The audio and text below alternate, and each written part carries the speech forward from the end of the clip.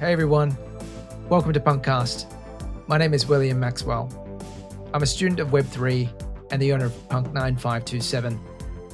CryptoPunks are 10,000 uniquely generated characters stored permanently on the Ethereum blockchain. No punk is the same. This is a show dedicated to celebrating the punks behind the punk.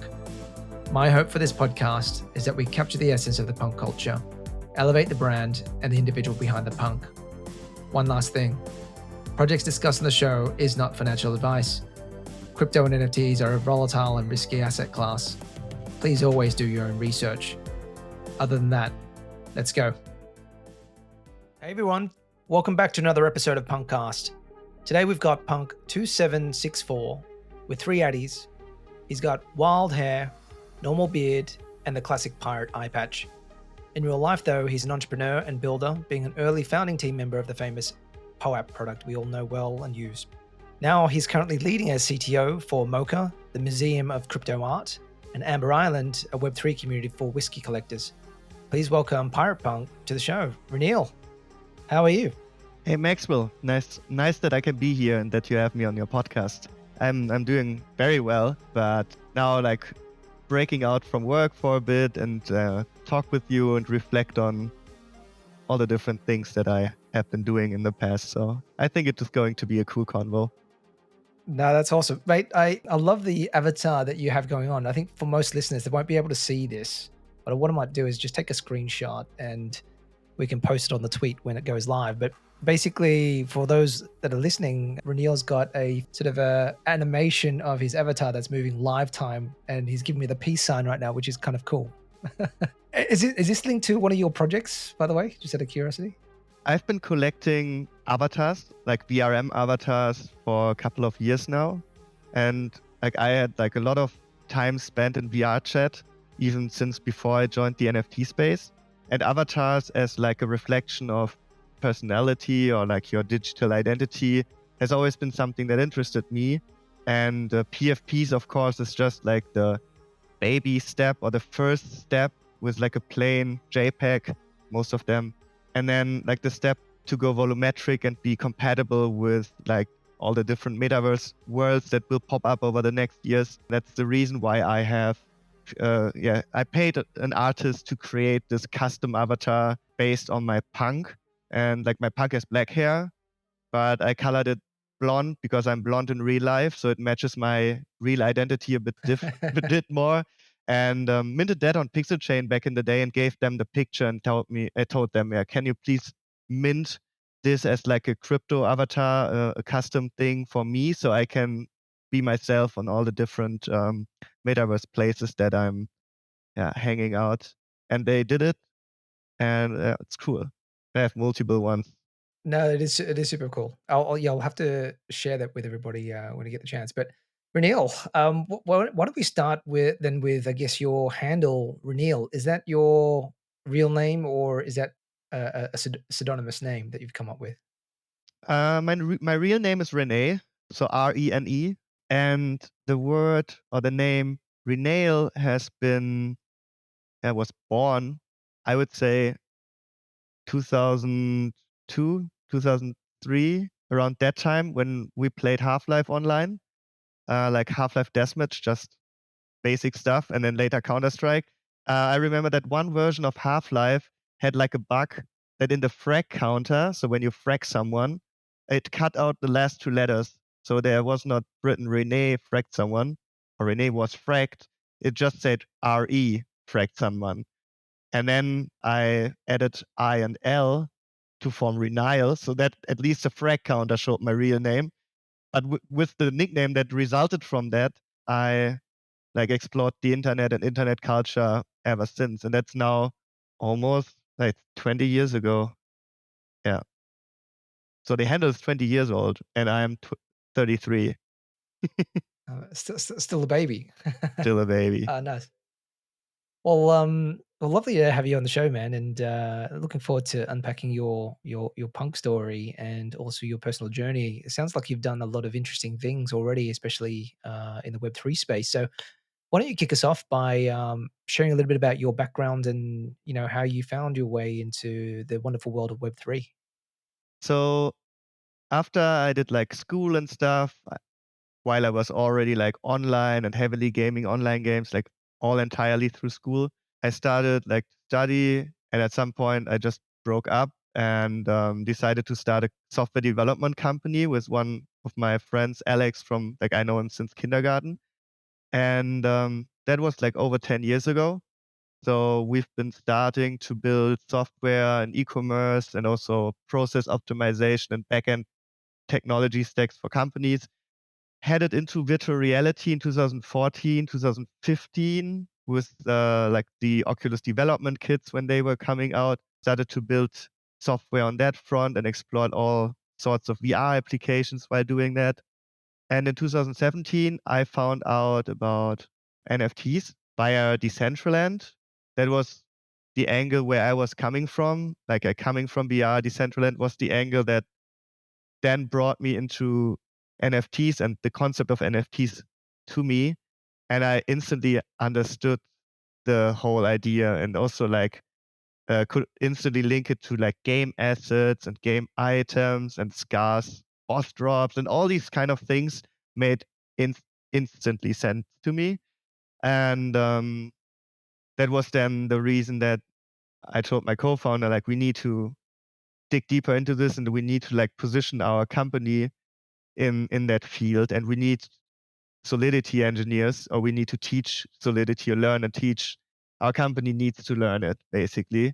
And so we started to build in early 2018 stuff for Decentraland. So we wanted to build prototypes and become developers for for applications that would fill these empty worlds. That is how I got into NFTs and also into Ethereum.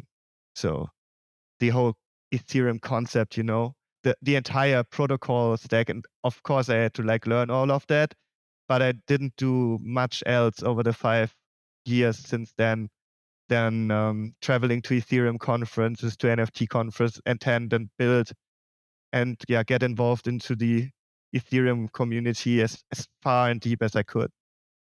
Man, there's a lot to sort of unpack there, and sounds like a really colorful journey. So why don't we go a little bit further back then? Were you always growing up? Were you always like a technical kind of person? Like, was coding natural for you? Yeah, like I was building my first websites in like fifth to sixth grade, seventh grade. Like these were like the early days where I was learning HTML and CSS. I think it was that. And then my co-founder, he was like more like the backend guy. He was always writing backend software, and I was like more the front end guy. So we could, when it comes to like build stuff together, we had like a very good alignment and like a symbiosis to build applications because he was like doing all the back end, I was doing the front end. And like after school I did apprenticeships. Like in Germany, you have like these 2.5 years where you can work in companies and learn a job. So you have like a certificate for a certain job. And I did like business stuff before I went to university. So I also had that. I was like building on the internet culture, and like also consuming the internet all the time, building a bit, and then also getting like a sense for business and how to start companies and things like that. So this was all before I started to study, which was just a few weeks, and then I didn't go there anymore. So what did you study at uni? I started to study electrical engineering. I was thinking like, okay, software is cool. Maybe I dig a bit into like the hardware kind of things, but like it was so deep with physics and like these things that you had to learn with like electrical current, all these kind of stuff that I thought like if I really want to start learning this, I'm losing too much potential on like the software side. So instead we started a company, and I think if I would have continued the university thing, I wouldn't have the time or like the energy or curiosity left to dig deep into NFTs while like being curious as a builder also, because it would have just like occupied too much mind space and I would have been taking in a completely different direction. So I'm super happy that I dropped out and Was that an easy decision for you, or and an easy conversation with your parents back then? For me personally, it was like an easy decision, but I faked towards my parents for a couple of more months that I would go to university while I was actually not doing that, just coding and starting with first projects.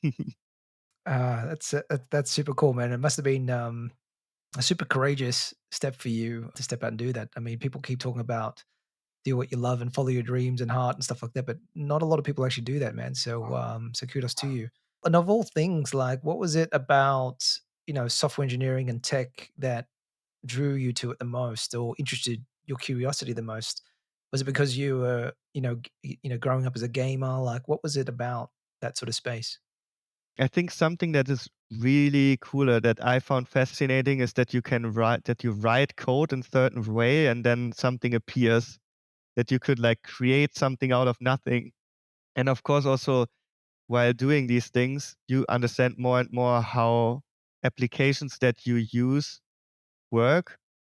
And it also gives you the perspective to build bigger things or bolder things at certain points while you continue to do these things, build stuff. I think, yeah, but most importantly, these like create something out of nothing just with your knowledge or expertise. The fact that you know how certain things are being created and then you just write that or type that and it spawns. That was something that fascinated me in coding. That's super cool. Man, I've always wanted to do it. I think I took up a course trying to code, but then I think I gave up after like a week or two. It's pretty hard going. But and so what was some of the earlier products that you were experimenting with and building? So let's start in Web3 because otherwise that's too much. Like in Web3, it was a game called Chainbreakers. It was early 2018. We wanted to apply the concept of NFTs to 3D game items. So we had like 3D GLB models. We tokenized them and sold them in a crowd sale end of 2018.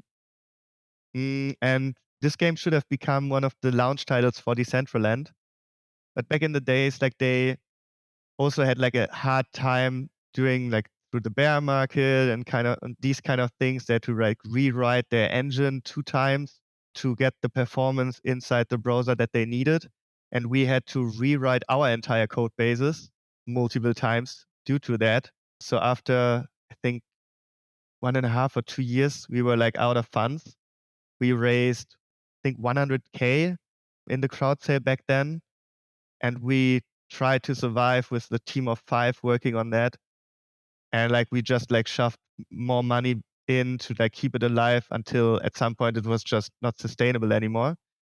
But we definitely aim to clean up that code and make these chain breakers items available as like, yeah, interoperable items that can be used by avatars, like the one that I'm wearing right now. So you can imagine people can then pick like a sword like in the back of their avatar, or like wear it in their hand.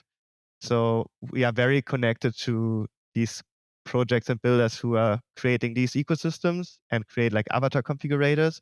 And I really want to make these NFTs available at some point via like clean APIs and clean integrations, so that people who own those NFTs can use them, despite the fact that we never finalized the game, you know? But it's still, these are still artifacts that I'd like to see because many don't know that, but it's like also it was like very bold at that time to even build an NFT project. I think we were like maybe 20 or 30 projects at that time. Everybody knew each other.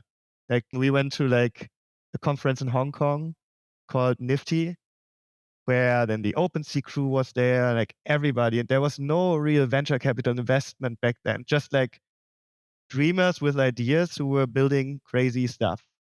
And I think like we are going to like manifest our like impact into like the history books by making these items like available nevertheless.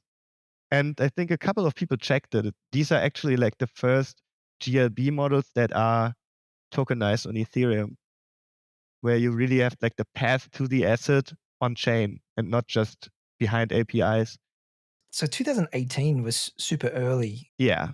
Were the ERC-721s out then, or is this a Yeah, it was already out. We had like 721s and stored like the GLB files in additional like attribute fields, I think. Yeah, but there was no standard how you store 3D stuff on chain back then. cool? So I see the collection on OpenSea called Chainbreakers, 3,600 items. Yes. There's a battle axe, baby wolf, battle hammer. Yeah. Ah, they're cool. We had like these weapons, and at some point we also airdropped pets to everybody who purchased weapons. So we said if you purchase that amount of weapons, like back in the day, we made the crowd sale in mana. So if you spend that amount of mana, you will get that pet. And if you spend that, you get that pet and another one and so on, to incentivize the people to spend more money because we needed the funds. So there are several collections, but I think we only sold the weapons, and the rest was like airdrop stuff. So even scarcer than the weapons. Man, what a crazy time, and that was super early, and such a shame too. I mean, like, I mean, how do you?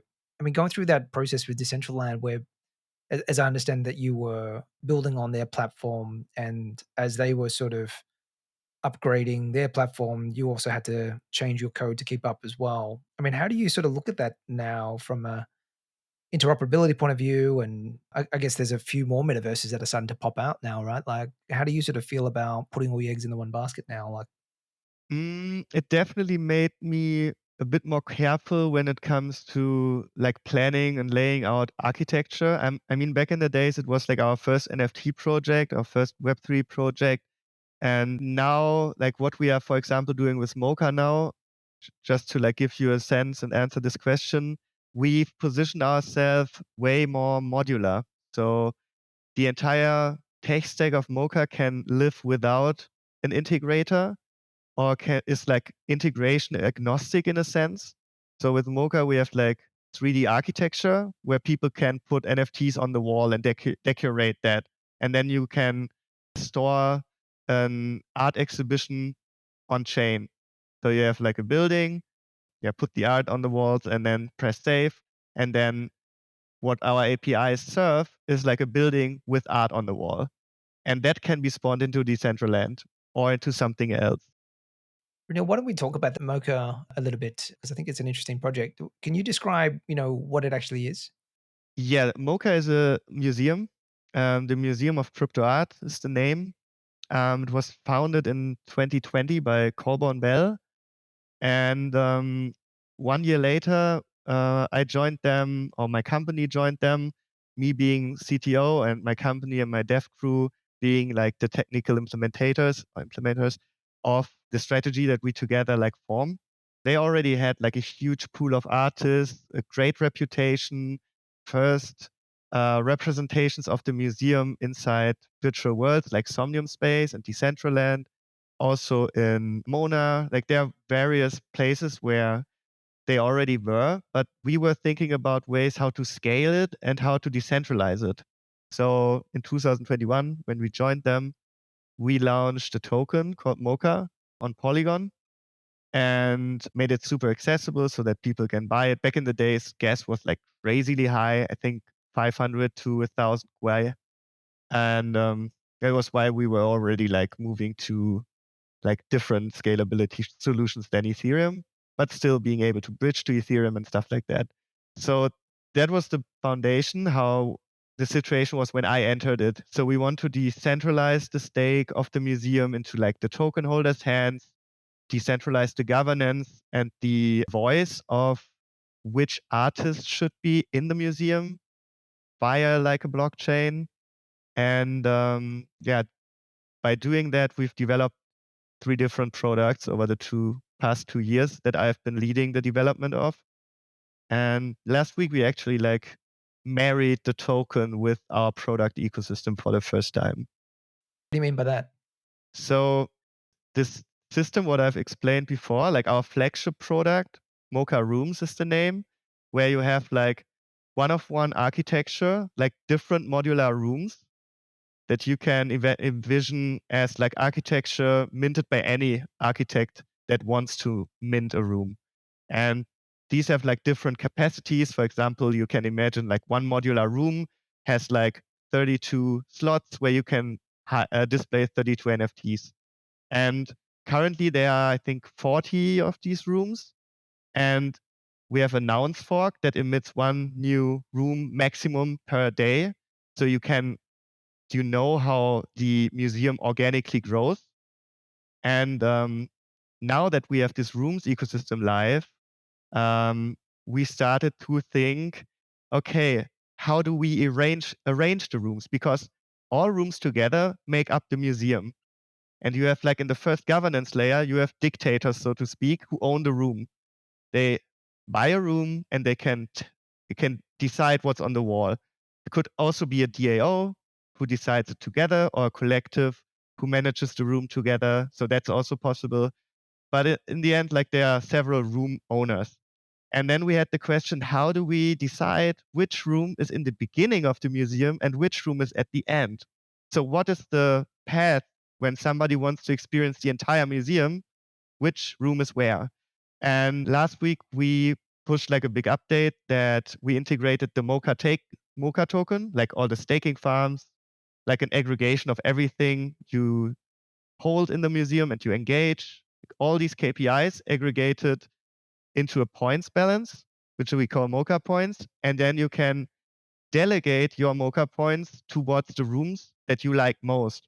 So the rooms that the most people like, and the most people delegate their MoCA tokens to, those rooms will be at the entrance of the museum. So now we have like a list of rooms, a ranking basically, a leaderboard with the best curators, or the curators that deserve the highest visibility according to the broader MoCA community. So currently you have like, let's say 30, 40 people who own rooms, and we have like 3,000 token holders. So with these two layers of governance system, we can scale the entire vision that Corbon already had when he was founding the museum in 2020 way better, and like very, very decentralized fashion, because the curation and the room, that is completely on chain. The holdings of the token and stake and stuff is also on chain. And now also like this delegation percentages are also on chain. That I, for example, when I have 100,000 voting power, I say 20% goes to that curator or that room, 10 to that one, 5 to that one. And then I split like the rest of my power in like 2% chunks to these rooms because I like them all. And then I press save. And by doing that, now everybody can do that. I think we have the most decentralized museum on the planet with MoCA. And I think that's the perfect foundation where we can now like, move into the future and make the entire vision reality. Now it's about onboarding and make the entire ecosystem easier accessible to all the people who want to like participate.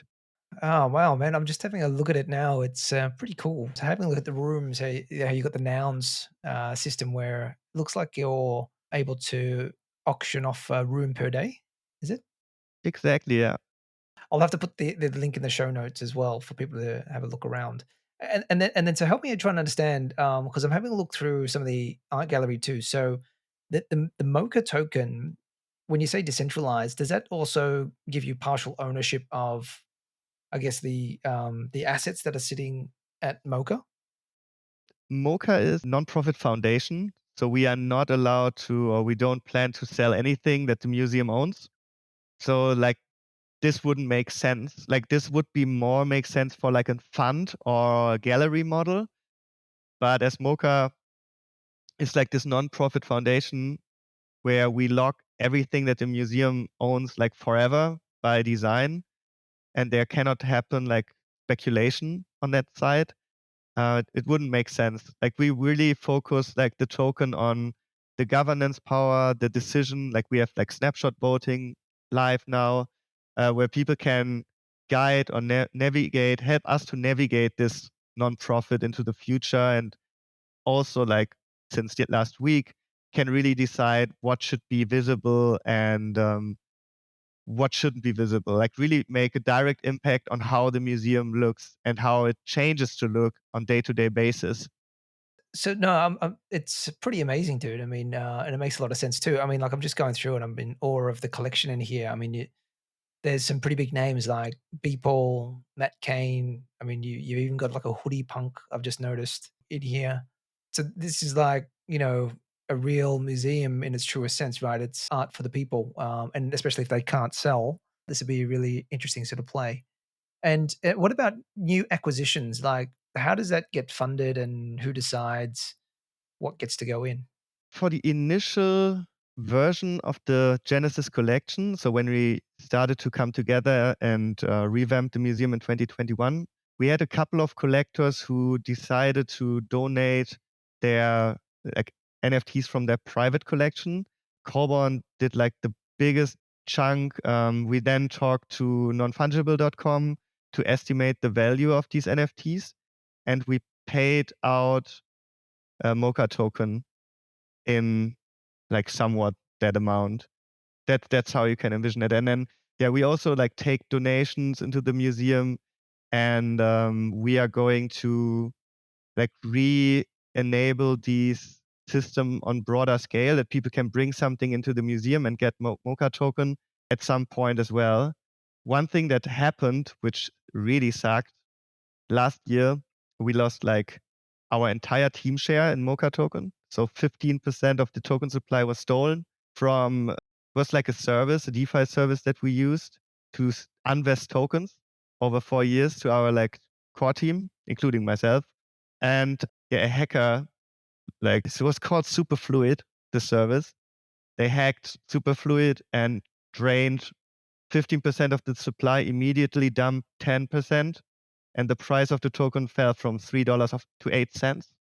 And then the price pumped back to $1 over the next day. And we tried to get the hacker to either dump the rest of the token so that we could tell the community like, okay, there's no danger now anymore. You can buy without like the X above your head. And then the next day, I think the hacker dumped the rest and the price dropped again to 8 cents. And then before we could prove the whole thing with the nouns fork and rooms, it was around that time when we launched that for the first part of it, where we started to get ETH revenue and started to buy back MoCA token. This happened and it completely like vaporized what we have like been building in a sense. But we never stopped building. We just like continued to double down, and even if you lose like there was US dollar value back in the day, $5 million was just stolen from you. You wake up, everything was gone. And then we decided not to fork the token because it would like cause crazy confusion. And we think it's like a great opportunity for everybody to buy in anyways. Now it's I think 18 cents or something. Obviously, like no financial advice in any way. Like it's been super low for a year now, but below like private sale prices, 10x below. And that way we think we can get in a lot of people interested in art. It's on Polygon, cheap gas fees. Let's see if it helps us to get more traction now that the governance system is live since last week. I mean, what a super cool project. And sorry to hear about that hack, man. That's really unfortunate. Yeah, that would have been pretty painful. Just can you share a little bit more about the founder? What was his name and his sort of background? His name is Colborn Bell. You find him on Twitter, CO and then a 1 instead of the L, the number 1, and then Born. Like he has like a finance background. He worked at Wall Street at some point, I think. And then he went into Bitcoin, very deep into Bitcoin for various reasons. I think that the financial system, how it is structured, he had like pretty good insights into how all of this ties together at the position when you work in the finance sector that deep. And he decided to go into Bitcoin years ago. And then at some point he found about NFTs, and he always had like an art interest in the arts and stuff like that. Yeah, from there he started to found the museum to highlight all the artists, to have like a very open approach. Back in the day, his co-founder who left as we went in was Pablo Fraile. They founded MoCA together. Yeah, I think like Corborn himself, like he as an individual is also the largest collector on super rare. So which also like speaks, yeah, about where he spends and what he accumulates in the NFT space. And he's, I think, one of the biggest supporters of crypto art in the world, actually. So working with him is great.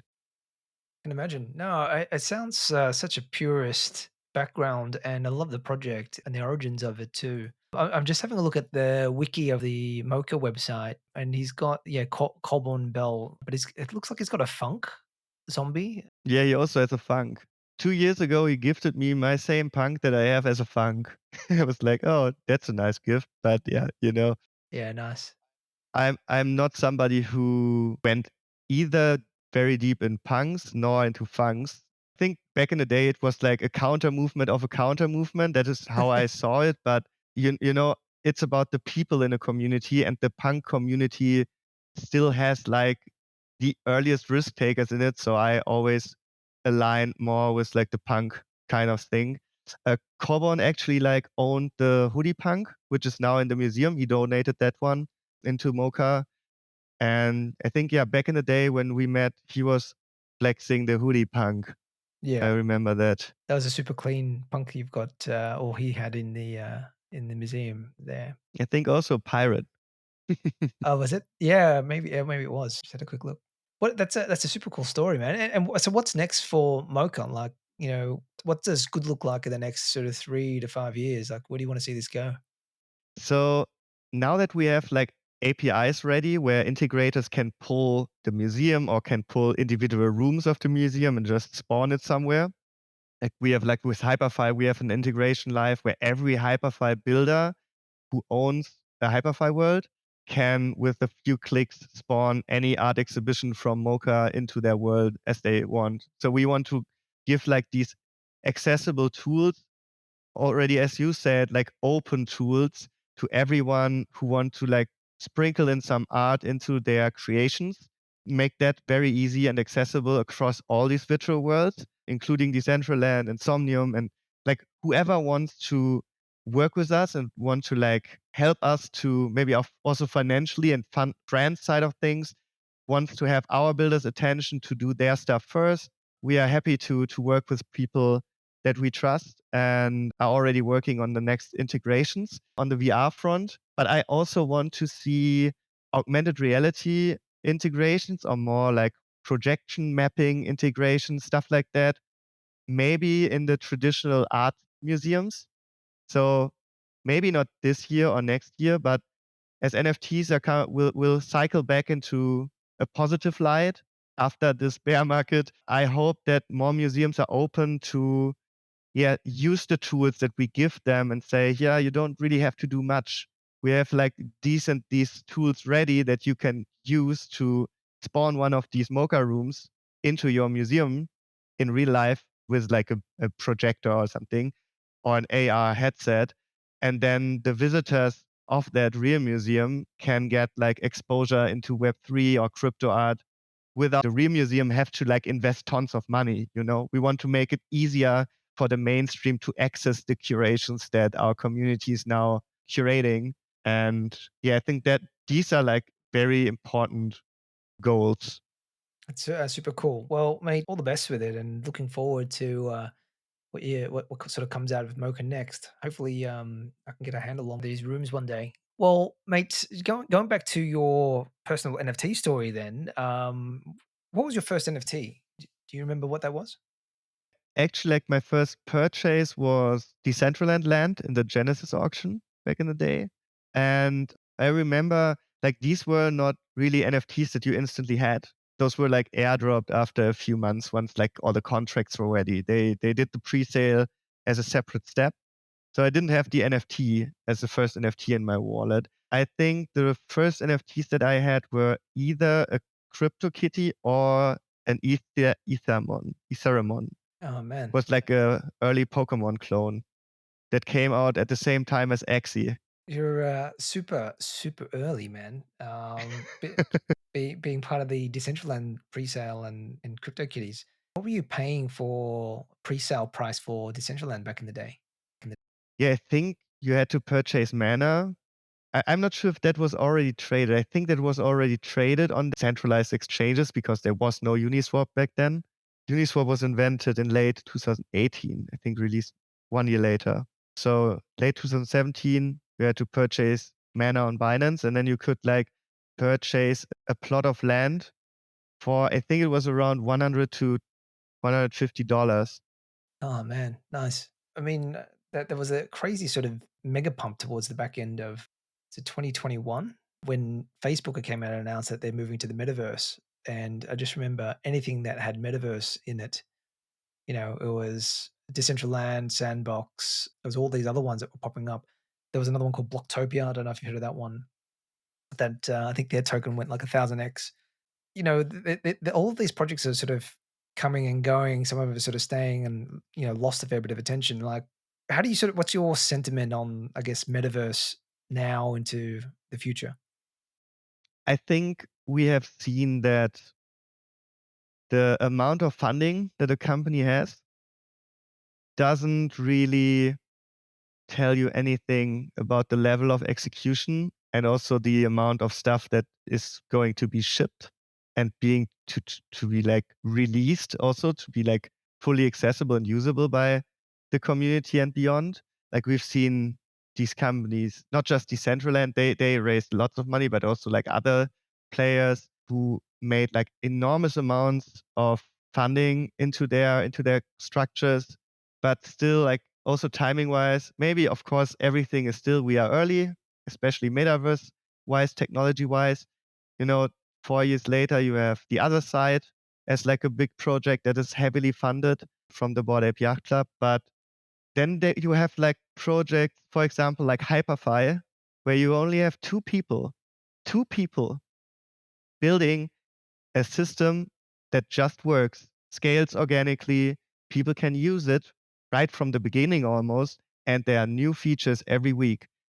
And imagine, what happens when you have like the right people with like a hustling mindset, with a hustle mindset, and true builders who believe and wake up and they just like ship and build, also with like the right plans in their head, with the right learnings behind their back, because you know you cannot, of course, you cannot compare a company that started last year to build with someone who like started 4 years ago.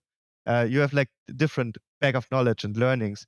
But this showed me that you should never judge a project according to like how much venture capital has been poured into it.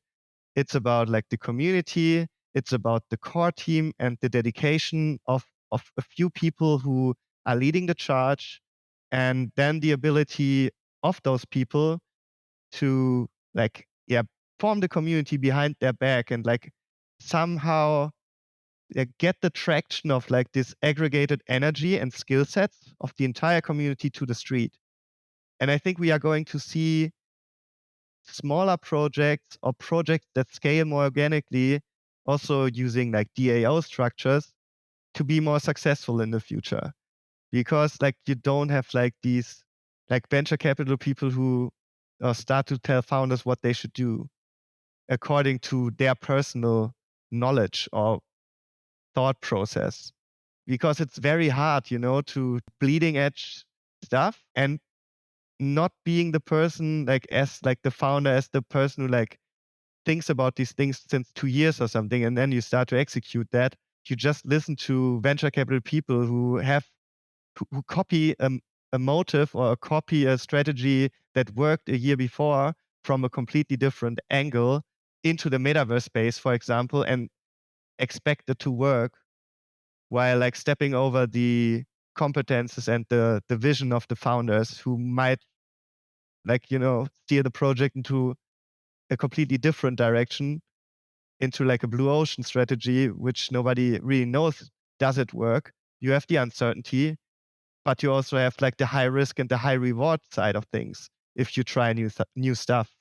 And that's why I always try to stand behind smaller teams and support them and pour funds into those projects, instead of like buying massive amount of NFTs from like big projects that already have enough funding. I don't believe that that's something I should do, because I'm a builder myself and I know how important it is to be supported. Yeah, gotcha. But if you were going to make a bet on, some of the metaverse plays that are out there in Web3 at the moment, Which one would you sort of be backing right now, do you think? If you had asked me that question half a year ago, I would shout Weberverse into your face.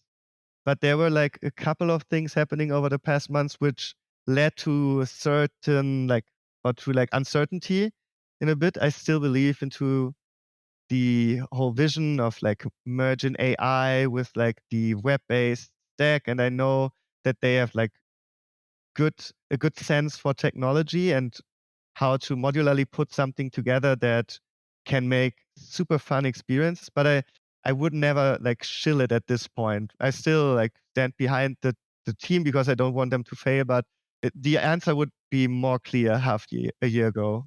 But also like Hyperfire, as I already mentioned, they are like amazing builders. I love them. Like we've been supporting them with MoCA and bought like 50 plots or something, or 50 worlds back in the days where we exhibit artists using our rooms and build like monthly or I think even bi-weekly exhibition spaces that then like have like event formats around them.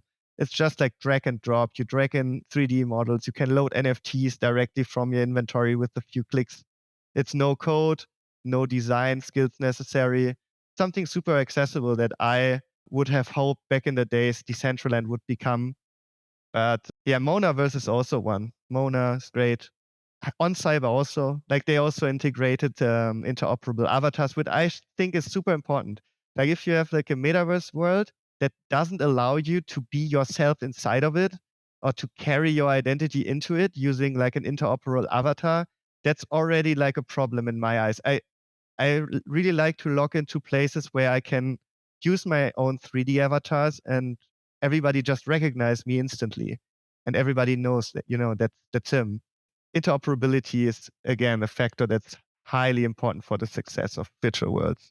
Yeah, absolutely, and I can't imagine there'd be an easy solution to these things, right? I could sort of see those challenges, and I think that's probably why I'm a little bit reluctant to jump in heavy into any of these at the moment. It's a big problem to sort of solve, but hopefully we'll get there. But definitely, I'll definitely take a closer look at Webaverse and Hyperfy at some stage as well. So thanks for that.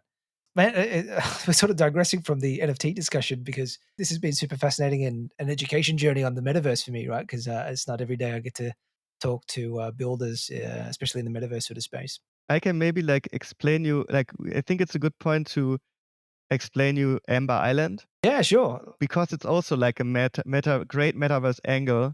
Like all the experience that we have under our belt is also poured into that project. So the company approached us a while ago. So we launched it last year, but we worked on it a couple of months. So before we launched, they asked us if we want to build like a NFT project that has a physical component into it. And I asked them like, what's the deal like? And they said like, yeah, we have great relationship to distilleries. We have like shops in airports in various cities, so people could like in the future at some point pick up their stuff. And I was like, okay, what's the product? And they were like, yeah, whiskey distilleries, ultra rare whiskey bottles reflected by NFTs. And there was like another project called Blockbar back in the days. And they had a similar thing, but more like e-commerce, more like an online shop with NFTs than like a community driven, storytelling driven project. And I always liked that. So they wanted to do a storytelling based approach, and they created the brand called Amber Island, where you have like this island, a Scottish Highlands island. I don't know exactly what's the inspiration, but like a punk, a clone, like all these different community people like on a boat driving to that island, and then it's about like seeking rare whiskey treasuries, and the communities like dragged into this in various ways. And I said, okay, let's do it. And let's make sure that we make the assets as interoperable 3D objects. So every whiskey bottle should be a sculpture instead of like just a JPEG. And we did the first drop earlier this year after like building everything and starting with marketing and all that stuff and storytelling. We did the first whiskey drop in January or February. It was like 30 bottles of Glenturret's most scarcest whiskey that they released since 1700 something. And the artist who did the label is Mark Constantine Indusil, like an artist that I've collected myself, psychedelic, visionary artist, amazing label, and then we modeled the 3D bottles and we released it, and it was like sold out instantly.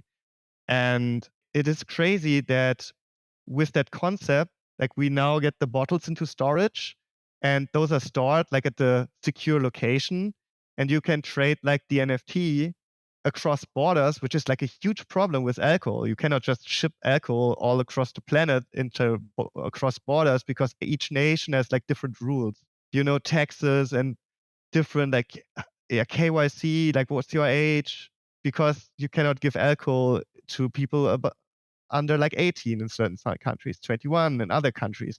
It's just super complex compared to trading like authenticated like ownership thing, which is like the NFT, traded like on secondary markets on OpenSea, and just only if you want to really redeem the NFT, like we flag the NFT as redeemed, the 3D model gets like a different look. Like the bottle is basically you see it's opened, and the redeemer receives the physical bottle in real life and can then like open and drink the whiskey, or even like resell it in like a forum. There will be like there are certain interesting things that I think we are going to see there, because like you have like the completely different markets for whiskey, also Facebook groups where they trade those things. Are you a whiskey connoisseur? Like you drink a lot of whiskey yourself?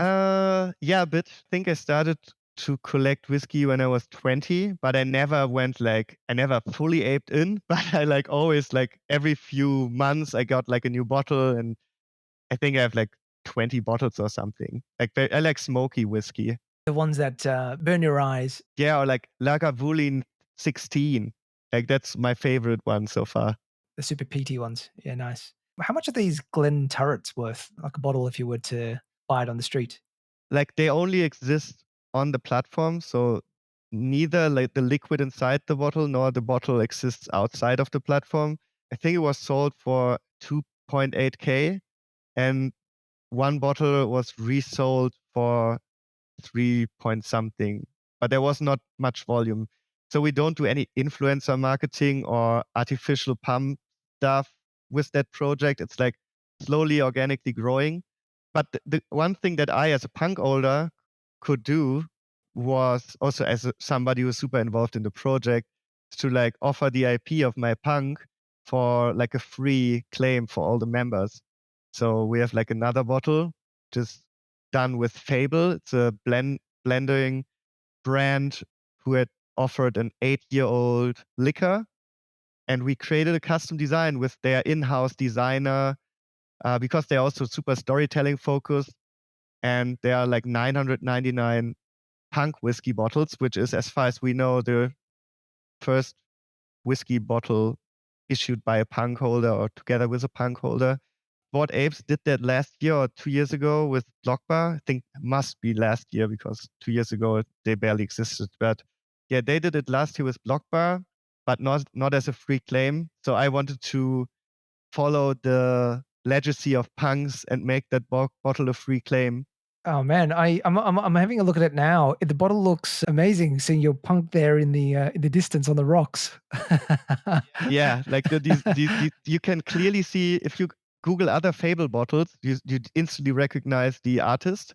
But the punk bottle like also features like the Amber Island, the punk on the Amber Island. You can see how the artist tied everything together. Yeah, nice. Well, it's a free mint for punks, is it? You need to become member of like Amber Island. You need to get like one of the 999 Genesis membership keys, so to speak. And with those keys, you can also participate in auctions, get other benefits and perks. You can basically buy on the first market of Amber Island as we release new bottles. We're currently talking to different distilleries and form the roadmap of the next drops. But we wanted to do something that is an incentive to spend those 0.15 ETH for the membership, so that as you spend that, you instantly have like a good feeling about it as you receive like the first punk whiskey bottle for free.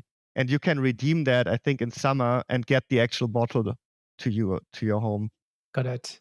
So you got to buy the membership, which is 0.15, and then you can mint the punk piece. Okay, sweet. I'll definitely pick up one of these. They're cool. Yeah, and I'll link it to the show notes as well. I think at the time of recording, I think we got about 800 odd bottles left of the punk piece. So, which is kind of cool. Well, since we're talking about punks, let's talk about your punk in a bit more detail. How did you find out about punks? I think I found out about it fairly early because like when you are into NFTs and you start to build own projects, you obviously research what's out there. But back then, when I was also super busy into like building chain breakers, I didn't really had the mind space to dig the entire philosophy. Otherwise, I would have definitely purchased more back then. For me in the beginning, it was, oh, cute. It's like pixelated image. Like we are doing 3D weapons. Like, why should I care about this? You know, like I felt that we were already like in the next stage. But then at some point, I was like, dude, fuck it. Like, I want to have one of these punks. And which one should I know? Should I get? So I was looking for like blonde wild hair because I have blonde wild hair in real life and it didn't exist, only like the female versions. Then I thought, okay, then I need to get like a black wild hair, I can dye it later, which is what I did. But I already thought that in the beginning. Like then I picked it up, I think in 2019 for 80 or $90. Yeah, so half an ETH, which is $98 on 13th of May 2019. And did you know that it was actually a Hemba claim punk? Oh, So Hemba's the guy that claimed dozen punks. nice. I will definitely watch to that episode. Yeah, he's got a really crazy story as well. So had him on PunkCast, so you should have a listen to that. But no, that's super cool, and no, he's super clean as well. So why the eye patch though? Were you looking at many different other punks at the time, or how did you sort of come up with 2764? I think I'm kind of like a pirate at heart.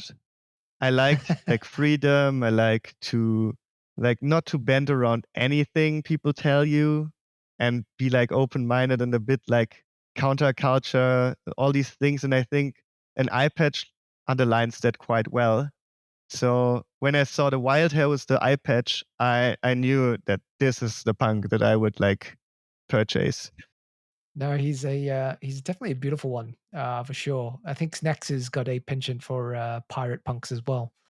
And mate, if money wasn't an issue for you, then what punk would you be looking at?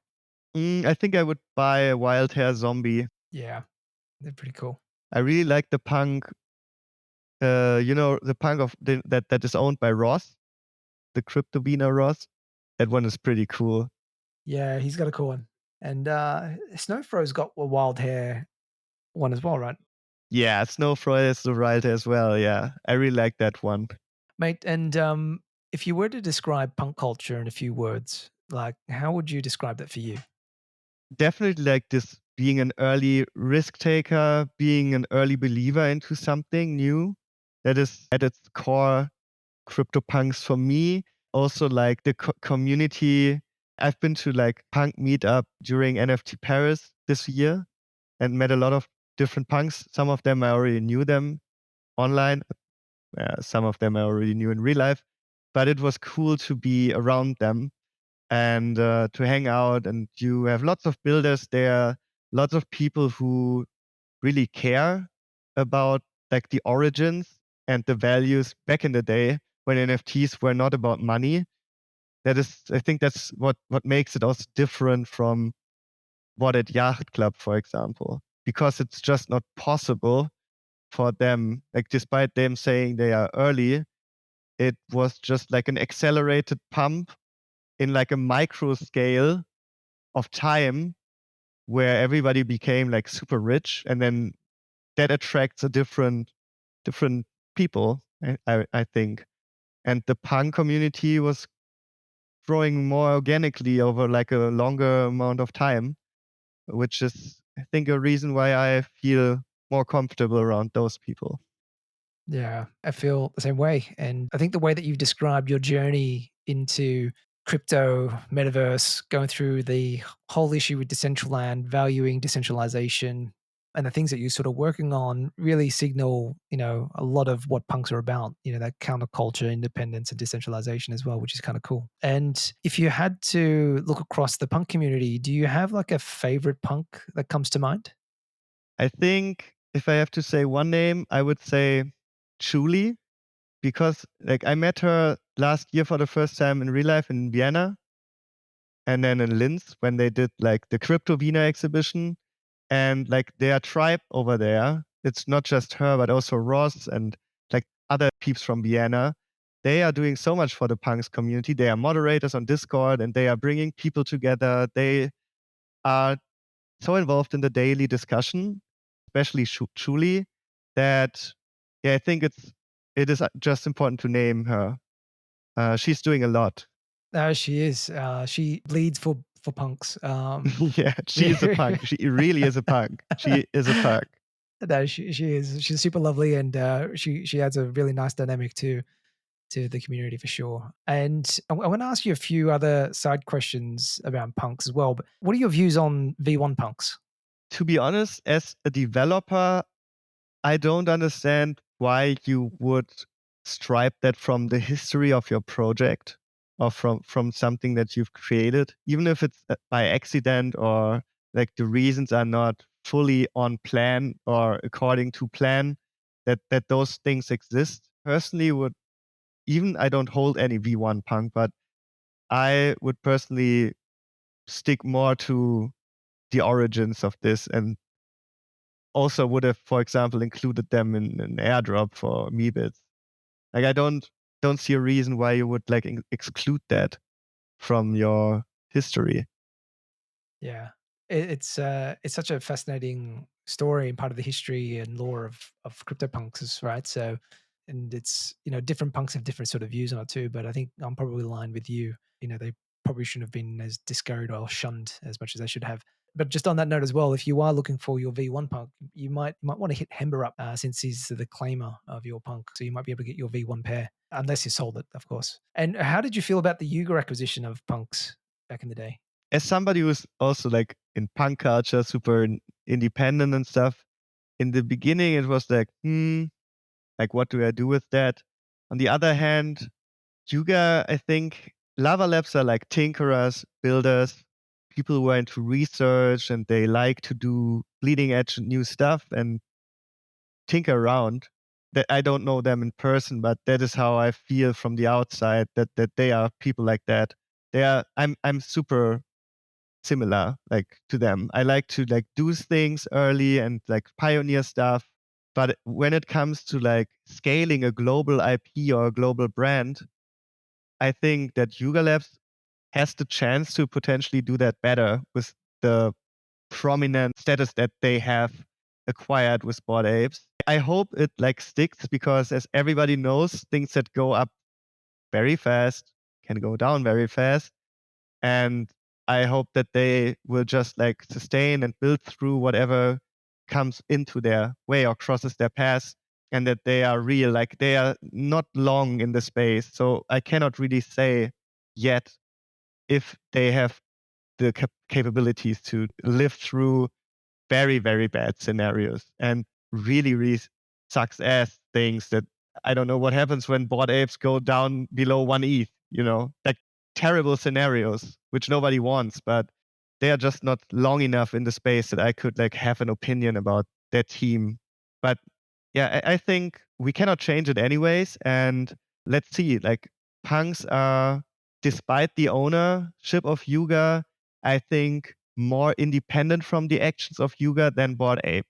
Because a lot of people who bought into punks didn't care about the owner in any way, which is different with Bored Ape investors. So we will see what happens.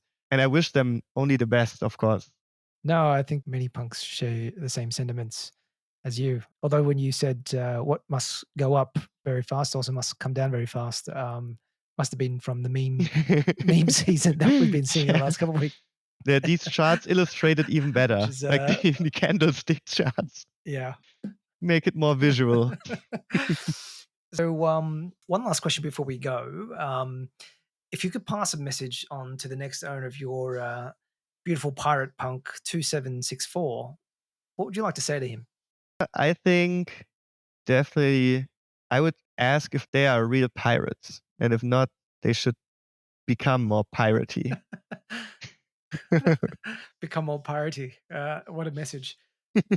Reneil, this has been a super fun chat, man, and really love listening to your personal and your projects and your punk story. Well, thank you so much for your time. Any final closing comments on your side, and what's the best way for people to find you? You can find me on Twitter. My handle is Reneil1337, REIL1337.